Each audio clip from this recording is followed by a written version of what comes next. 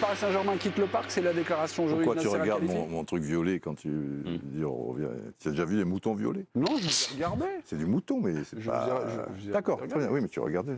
Retour donc sur l'actualité et l'annonce de Nasser Al-Khelaifi, c'est fini pour nous au parc, on veut bouger du Parc des Princes. Depuis, beaucoup d'articles fleurissent, notamment chez nous, sur le site L'Équipe. Le Parc des Princes est un petit stade en termes de capacité par rapport évidemment à ses autres concurrents. Il y a 50 000 spectateurs. On vous a fait un petit diagramme avec, on va dire, les concurrents ou les clubs qui ont à peu près, on va dire, la même portée que le Paris Saint-Germain en Europe. Les normes de clubs, vous allez le voir, sont à peu près autour de plus de 70 000 spectateurs.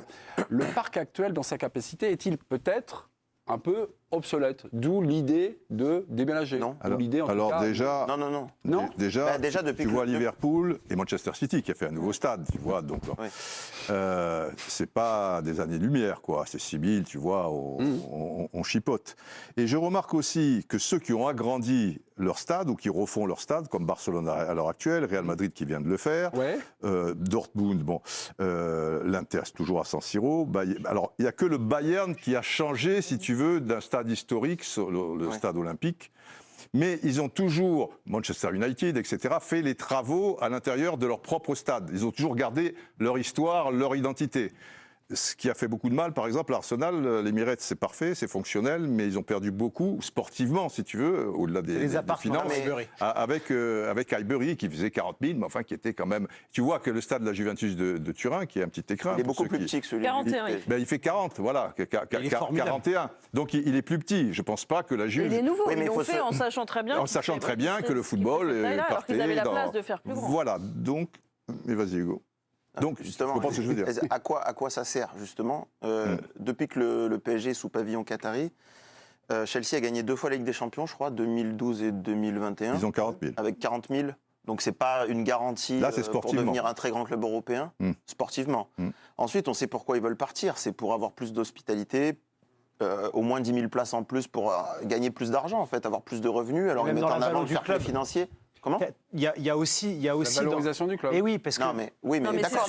Non, mais il vaut déjà... Ils l'ont acheté 20 millions, il vaut 2,5 milliards. C'est pour ça que les Anglais, sur le match day, ils sont pas aussi autant impactés, les Anglais. C'est pour ça que tu peux pas toujours comparer avec les Anglais, parce que le match day, dans leur chiffre d'affaires, vu les droits télé qu'ils prennent... Oui, j'entends, mais là, le propriétaire est fonds souverain et qatari, donc tu peux pas dire que non plus, ils sont énormément impactés sur le plan financier, le PSG, en fait, vu les propriétaires qu'ils ont. Mais surtout, c'est que c'est un dialogue de sourds entre la mairie et le Paris Saint-Germain, parce qu'en fait, Anne Hidalgo et Nasser s'entendaient très bien, et puis ça commençait un petit peu à se brouiller, pour des raisons beaucoup d'ego. Ça peut paraître curieux sur des affaires... Ouais, d'ego, évidemment. Je pensais que c'était les pépettes, moi. Les deux sont mêlés, mais l'ego aussi. La mairie de Paris, quand même, a assez mal vécu les attaques aussi de Nasser, donc, qui accusait la mairie d'être raciste. C'est quand même pas rien, donc, comme déclaration. Donc, de ce point de vue-là, je pense que simplement, il faut qu'il soit capable de renouer un dialogue, parce que c'est quand même dans l'intérêt de tout le monde de trouver une solution. Qui peut imaginer qu'il y a un deuxième stade vide à Paris, après le Stade de France sans club résident? Alors, il y a une précision quand même. La mairie de Paris, le Conseil de Paris ne veut pas vendre le Parc des Princes donc au Paris Saint-Germain, mais autorise le Paris Saint-Germain à faire ses travaux. Voilà, à faire ses travaux. Et puis vous pouvez trouver des systèmes qui sont intelligents entre l'un et l'autre. Enfin, ça me paraît pas insoluble comme affaire. Il a tout à fait raison, en fait, Étienne. Là. Pourquoi il ne chercherait pas une solution, en fait? Mais évidemment, ce serait moins intéressant financièrement pour le Paris Saint-Germain.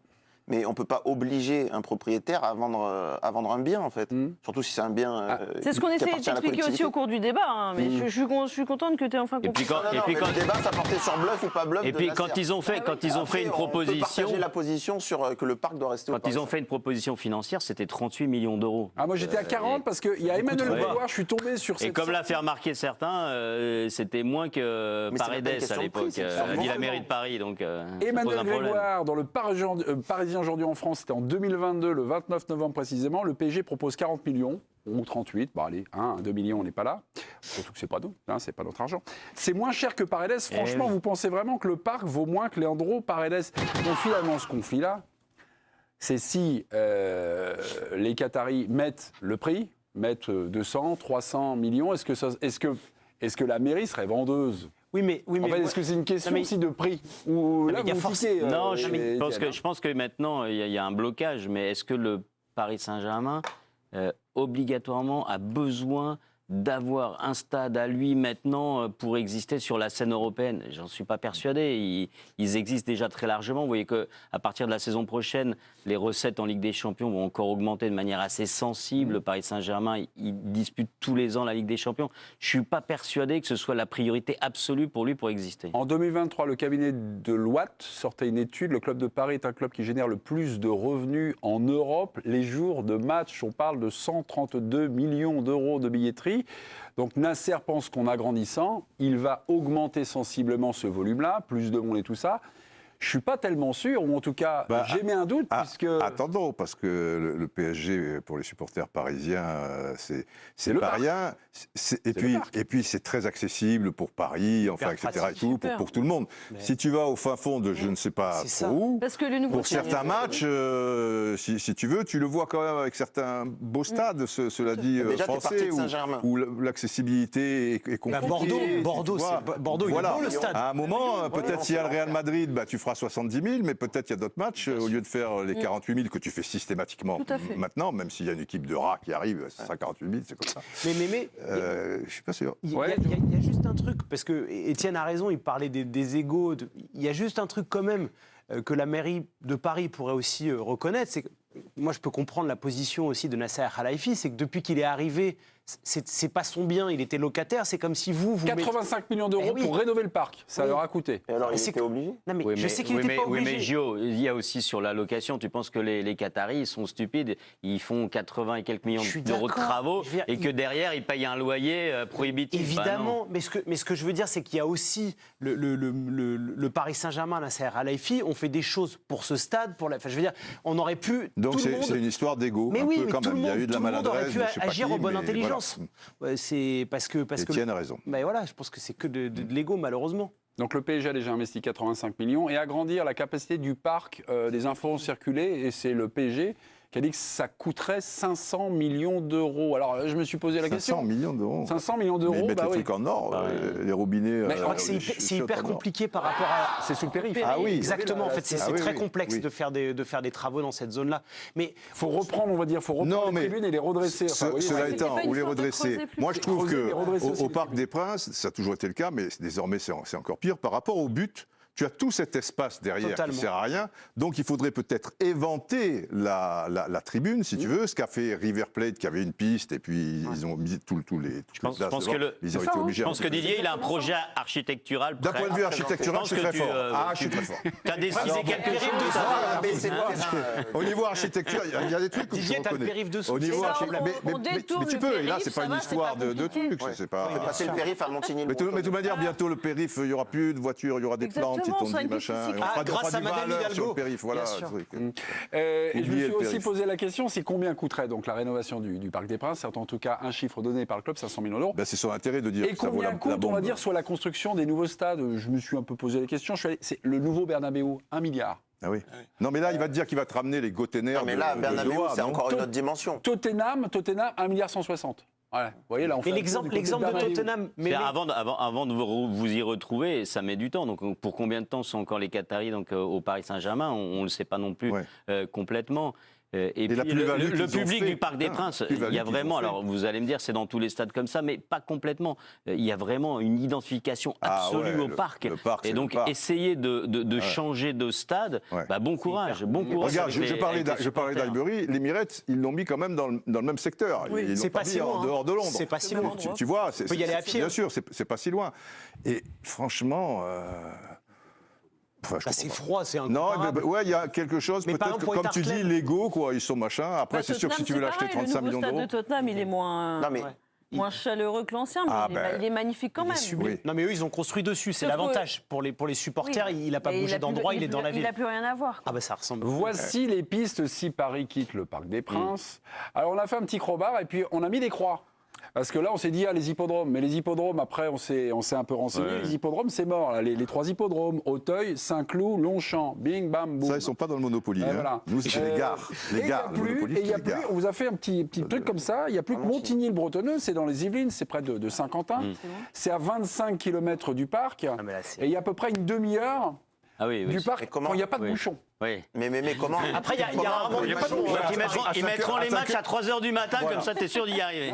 Exactement. Comment on peut imaginer le PSG Impossible. quitter Paris? Déjà qu'ils ont quitté Saint-Germain, ils sont allés à Poissy, bon ça c'est le centre d'entraînement, ça va. Mais ça va s'appeler le Montigny-Poissy après? Ouais. Non mais parce que, enfin, ça serait complètement invraisemblable. Mais moi, ce qui me fait peur, c'est que je pense que les Qataris sont capables d'aller construire un stade là-bas. Voilà, je pense que c'est pas du bluff, c'est-à-dire qu'il y a eu une info d'Arnaud Herman aujourd'hui. Il y a un terrain dans les Yvelines justement qui appartient. C'est lui qui avait lancé la piste, Arnaud. Voilà. Ouais. Donc Ah, c'est Arnaud moi, qui je mène pense- les négociations. moi, je pense qu'ils peuvent le faire. Et en fait, c'est ça qui est risqué. Et c'est justement pour ça qu'ils sont en train de construire le storytelling autour de, voilà, si on part, ce sera uniquement la faute de la mairie qui s'arc-boute sur ses positions. Ils se couvrent. Leur image est toujours très, très importante. On est d'accord. Mais si c'est pour une histoire d'argent, Mais c'est juste ça. franchement, non. Ou d'ego. Non, Vous avez l'ego. non, C'est pas une non, histoire je d'ego, parle c'est d'argent. ils partent sur une Ils histoire ont d'argent. acheté le PSG peanuts. Tout le monde le sait, Oui. tout le monde sait C'est pourquoi, valorisé comment à- ça vous s'est avez fait, dit tout à l'heure, machin. 2 milliards, Ils ont c'est acheté 4 que le milliards. C'est valorisé à 4 4 milliards. 4 milliards. On va acheter tout. Et bon, je sais Ils ont que, acheté les Champs-Élysées. que l'argent est important. Quand on est très très riche aussi, comme les Qataris, mais quand même, quand déjà tu es passé de 40 millions à 4 milliards, même s'ils ont investi pour Bien que sûr. ça passe à 4 Mais ils ont milliards. fait un très beau on est- travail on a là-dessus.